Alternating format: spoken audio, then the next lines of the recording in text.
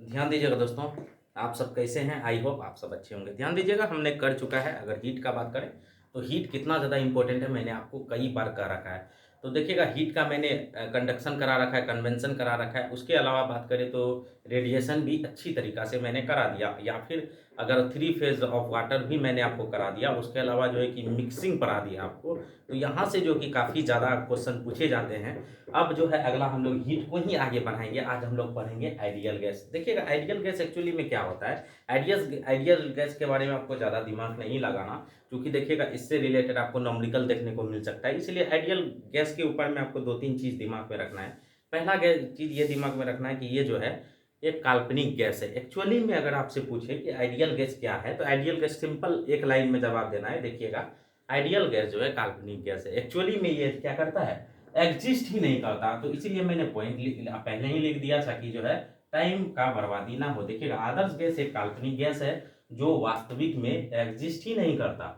दूसरा पॉइंट यहाँ पे ये दिमाग में रखिएगा, आदर्श गैस जो है निम्न दाब और उच्च ताप पर को फॉलो करेगा। जब भी आदर्श गैस का बात करिएगा तो निम्न दाब का फॉलो करेगा और उच्च ताप फॉलो करेगा।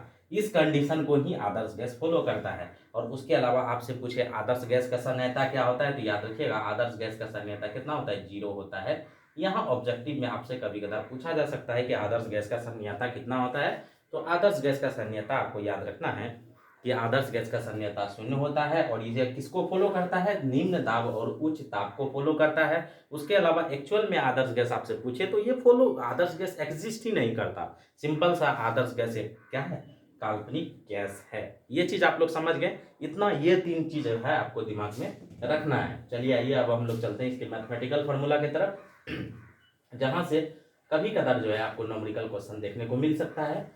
क्योंकि हीट का वेटेज इतना ज़्यादा है एलपी टेक्नीशियन में, इतना ज़्यादा। आपको अगर मैक्सिमम टीचर का मैं बात बता रहा हूँ, 90% टीचर आपको क्या पढ़ाएंगे पता है, कंडक्शन पढ़ा देंगे, कन्वेंशन पढ़ा देंगे, उसके अलावा जो है रेडिएशन पढ़ा देंगे, खत्म। लेकिन एक्चुअल में हीट का टॉपिक काफ़ी ज़्यादा मायने रखता है। चलिए आइए हम लोग पढ़ते हैं mathematical mathematical matical formulas, formula of क्या क्या आइडियल गैस, आइडियल गैस याद रखिएगा। तो यहाँ पे अब आप देखिएगा मैथमेटिकल फार्मूला में हम लोग क्या करते हैं। तो यहाँ पे देखिएगा आपको देना है पीवी, मैथमेटिकल फार्मूला आपको करना है PV, PV is equal to M, M उसके अलावा आर, आर टी। उसके अलावा दूसरा फार्मूला एक आप लोग यहाँ पे ये भी देखे होंगे, ये दोनों एग्जिस्ट करता है। पीवी इज इक्वल टू क्या होता है, एन आर टी। एक्चुअली में ये दोनों सेम ही है। इस चीज को आपको दिमाग में दे के रखना है। टेम्परेचर आपको जो लेना है, यहाँ पे ध्यान दीजिएगा, टेम्परेचर जो आपको लेना है, टेम्परेचर टेम्परेचर जो आपको लेना है किस में लेना है, केल्विन में लेना है। Temperature always always in kelvin, याद रखिएगा। टेम्परेचर हमेशा आपको केल्विन में लेना है, केल्विन में टेम्परेचर लेना है। अगर सेंटीग्रेड में दे रखा है तो आप उसको केल्विन में कन्वर्ट कर लीजिएगा। ये जो इक्वेशन आपको कभी भी दिखे, हो सकता है ऐसा आपको इक्वेशन दे दे, आपसे पूछे कि ये इक्वेशन जो है आखिर क्या है, ऑप्शन में आपको दिया गया होगा। तो ऑप्शन में आपको जो है ये इक्वेशन जो है क्या है, आदर्श गैस है। ये दोनों इक्वेशन क्या है, आदर्श गैस है। आपको दिमाग में रखना है। और यहाँ पे आर का बात करें तो आर पे पावर यहाँ ये क्या होता है, आर पे पावर ये इस तरह से एरोज होता है। एरो का क्या मतलब है मैं आपको आगे बताऊंगा। तो एरो का एक्चुअली में क्या मतलब है, ये चीज आप लोग यहाँ से समझ गए। अब हम लोग यहाँ पे थोड़ा सा कर लेते हैं, वेयर करके कर लेते हैं। तो यहाँ पे क्या क्या है, वेयर, जहाँ पे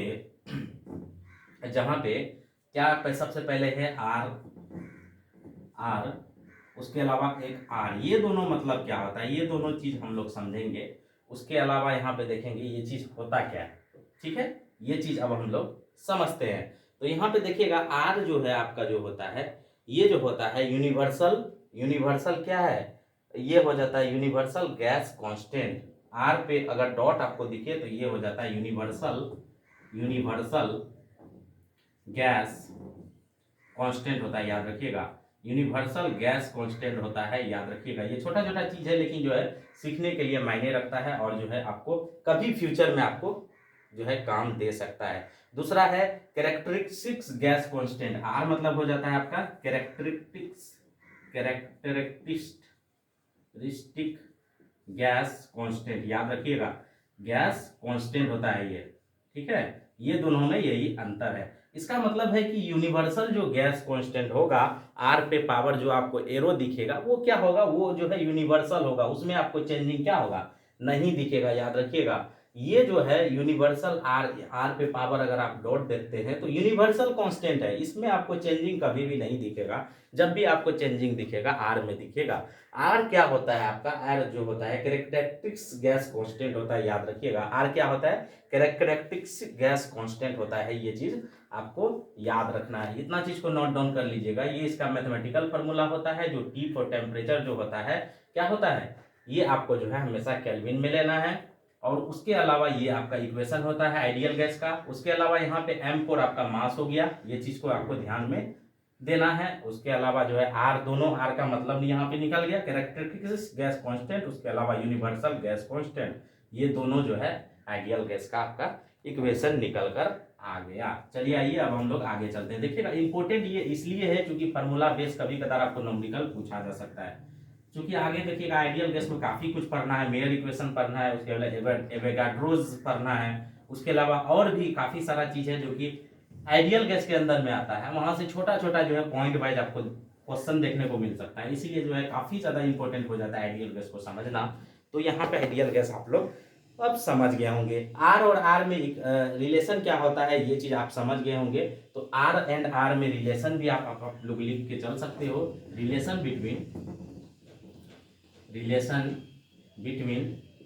बिटवीन हो जाता है आपका आर एंड आर, याद रखिएगा।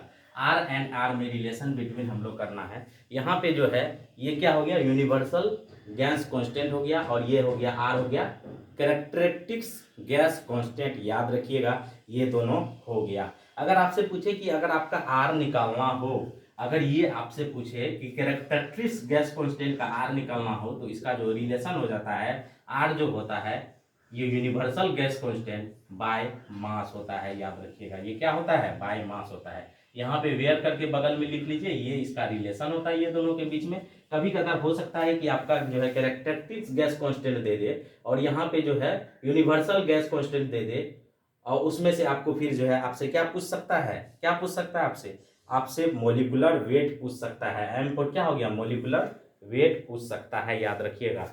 एम फोर मोलिकुलर वेट, याद रखिएगा मोलिकुलर वेट हो गया यहाँ पे।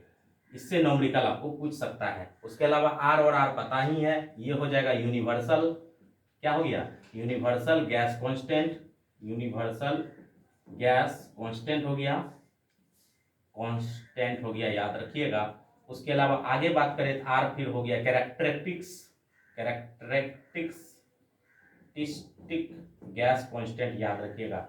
और उसके अलावा एम पर है मोलिकुलर वेट हो गया, गैस कांस्टेंट हो गया, याद रखना है आपको, ठीक है। ये चीज हो गया, इंपॉर्टेंट हो गया। ये आपको रिलेशन बस आपको याद रखना है। यहाँ से न्यूमेरिकल देखने को बहुत कम मिलता है, रेयर केस में अगर मिले तो ये आपका रिलेशन रहा, रिलेशन बिटवीन आर पे पावर रो एंड आर के बीच में रिलेशन, ये आपको जो है दिमाग में रखना है, ये चीज को ध्यान दीजिएगा।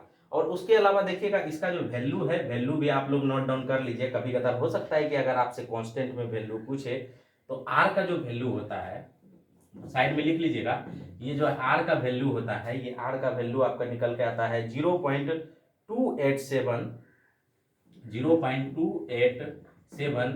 ये हो जाएगा जूल केजी केल्विन, याद रखिएगा जूल केजी केल्विन। उसके अलावा यहाँ पे बात करें तो ये जो है आपका निकल जाता है यूनिवर्सल गैस कांस्टेंट का, तो ये निकल के आता है 8 पॉइंट, याद रखिएगा ये पूछा जा सकता है 8.314 जूल केजी केल्विन होता है, याद रखना है। क्या होता है, R is equal to 0.28 joule KG kelvin. उसके बाद आर जो है यूनिवर्सल गैस कांस्टेंट का वैल्यू होता है 8.314 जूल केजी केल्विन, याद रखिएगा। ये आपको जो है याद रखना है, यहां से आपको क्वेश्चन हो सकता है ऑब्जेक्टिव में पूछा जा सकता है, याद रखिएगा। ये चीज आप लोग यहाँ पे समझ गए होंगे। ये चीज़ जो है कि आपको यहाँ से देखने को मिल सकता है। न्यूमेरिकल इसी तरह से पूछा जा सकता है कि देखिएगा आर कैरेक्टरिस्टिक्स का मान दिया हुआ होगा, आर कैरेक्टरिस्टिक्स का मान दिया होगा, या फिर आर यूनिवर्सल का मान दिया गया होगा। आपसे हो सकता है मोलिकुलर वेट पूछ ले, तो जो है इस थ्योरम से आप निकाल सकते हैं, रिलेशन से आप निकाल सकते हैं। अगर आइडियल गैस का पूछे तो P B is equal to M R T, उसके अलावा जो है कि P B is equal to N R T भी आप लिख के चल सकते हो। एक चीज यहाँ से निकल के आया, क्या निकल के आया देखिएगा, एक चीज आपको यहाँ से कुछ निकल के आ रहा है, यहाँ से आपको क्या समझ के आ रहा है, क्या हो गया ये हो गया आपका इनवर्स। तो आप ऐसे लिख सकते हो आर इनवर्स, आर इनवर्स